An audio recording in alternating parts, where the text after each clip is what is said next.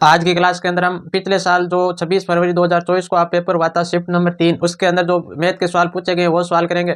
और इससे आगे वाली जितनी भी क्लास है आपने नहीं देखी तो प्लेलिस्ट के अंदर जाके जरूर देखना। तो इस क्लास का जो पहला क्वेश्चन है कि ए अकेला किसी काम को 40 दिनों में पूरा कर सकता है और बी अकेला उसी काम को 60 दिनों में पूरा कर सकता है।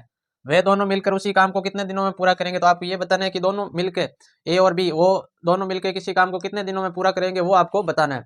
और साथ में हमारे चैनल को सब्सक्राइब कर देना ताकि आने वाले वीडियो की नोटिफिकेशन आपको मिल सके।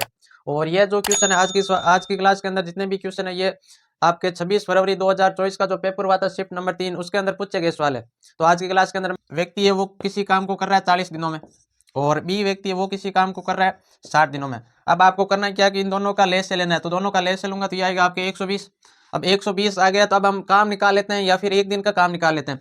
तो 40 का मैं भाग दूंगा 120 के अंदर तो ये भाग जाएगा आपके 3 बार और 60 का भाग दूंगा मैं 120 के अंदर ये जाएगा 2 बार।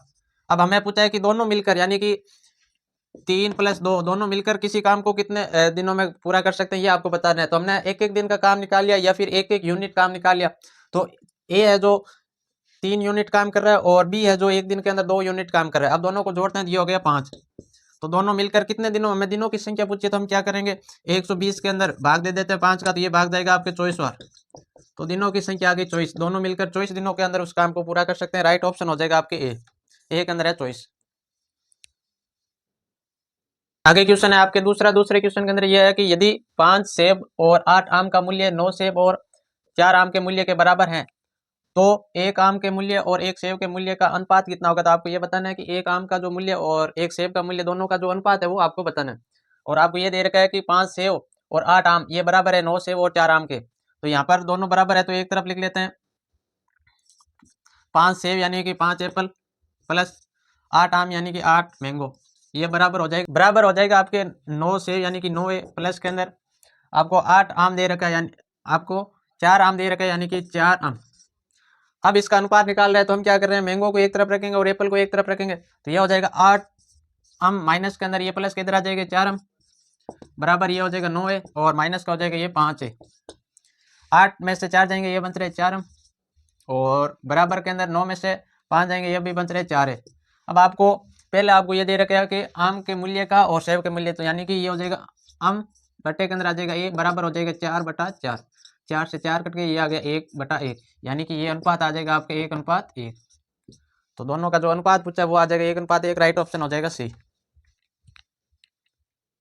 तीसरे क्वेश्चन के अंदर ये है कि एक साइकिल $120 में खरीदी गई और 15% के लाभ पर बेची गई है। साइकिल का विक्रय मूल्य आपको बताना है कि कोई साइकिल इतने में खरीदी गई और उसके बाद 15% लाभ प्राप्त किया गया। तब हमें बताना है कि साइकिल का जो विक्रय मूल्य है वो कितना है वो ये आपको बताना है। तो यहाँ पर लिखेंगे जो क्रय मूल्य वो है 120 इंटू लाभ आपको दे रखा है 15% तो ये हो जाएगा 115 बटे के अंदर हो जाएगा 100। इस 0 से ये 0 कट गया फिर 2 के पार्टे से 12 गया 6 बार ये गया 5 बार 5 के पार्टे से हम 15 काटूंगे ये 2 और 3 23 बार। अब आपको क्या करना है 23 को गुणा करवानी है 6 से तो 23 को 6 से गुणा करूंगा तो ये हो जाएगा आपके $138। तो विक्रय मूल्य है आपके $138। राइट ऑप्शन हो जाएगा सी। क्वेश्चन चौथे क्वेश्चन के अंदर आपको ये दे रखा है कि 15% और 12% की क्रमिक छूट की एक एकल छूट की समतुल्य है। तो आपको एकल छूट निकाली तो एकल छूट निकालने के लिए सूत्र फॉर्मूला ये होता है कि a + b माइनस के अंदर ab बटे के अंदर होता है 100। तो a का तो मान हो जाएगा आपके 15 और b का मान हो जाएगा आपके 12।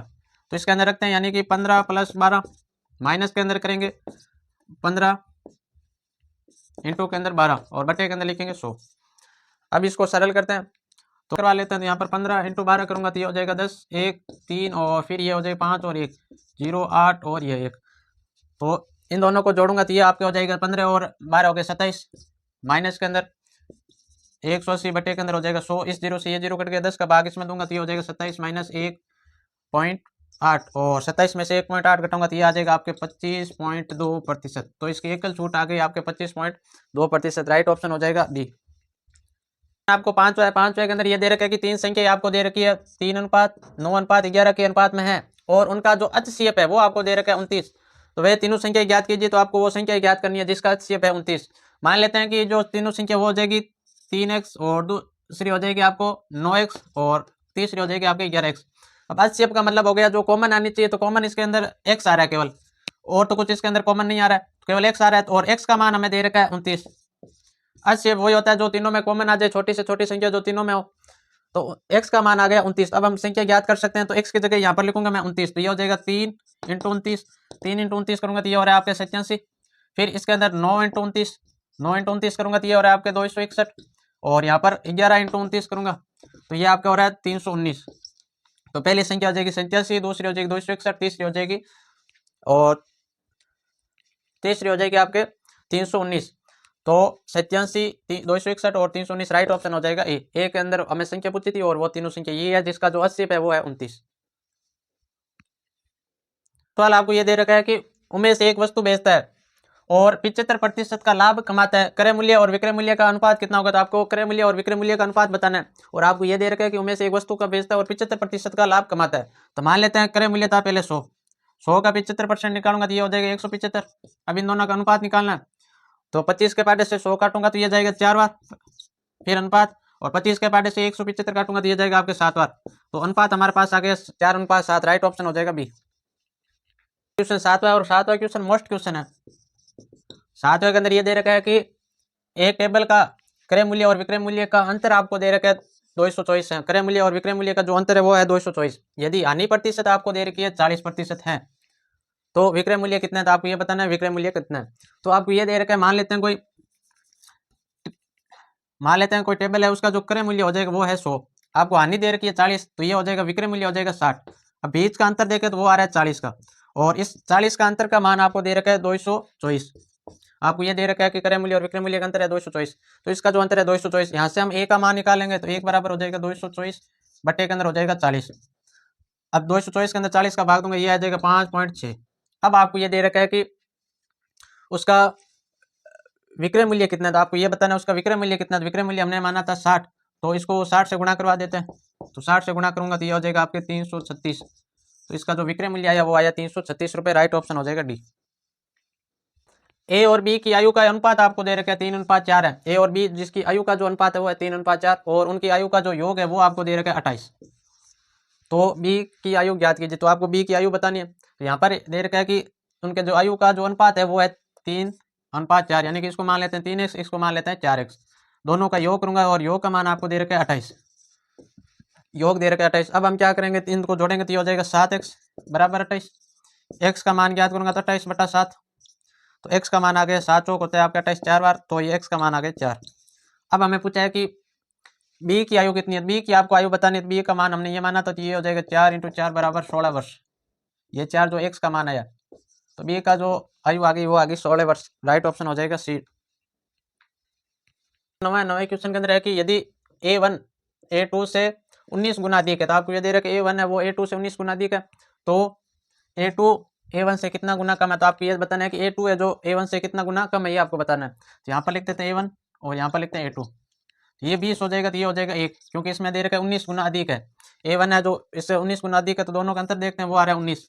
अब कम बताना है तो यहाँ 19 बटे के अंदर लिखूंगा मैं 20, और प्रतिशत में बताना है तो इंटू में लिखूंगा 100। इस 0 से ये 0 कट गया, ये गया 5 बार, और 19 को 5 से गुणा करूंगा तो ये आ जाएगा 95%। तो a2 है वो a1 से 95% कम है, राइट ऑप्शन हो जाएगा आपके सी के अंदर दे रखा 95%। आगे क्वेश्चन 10वें क्वेश्चन के अंदर है कि 0.5 का स्क्वायर प्लस 0.05 का स्क्वायर का मान है, तो आपको इसका मान बताना है।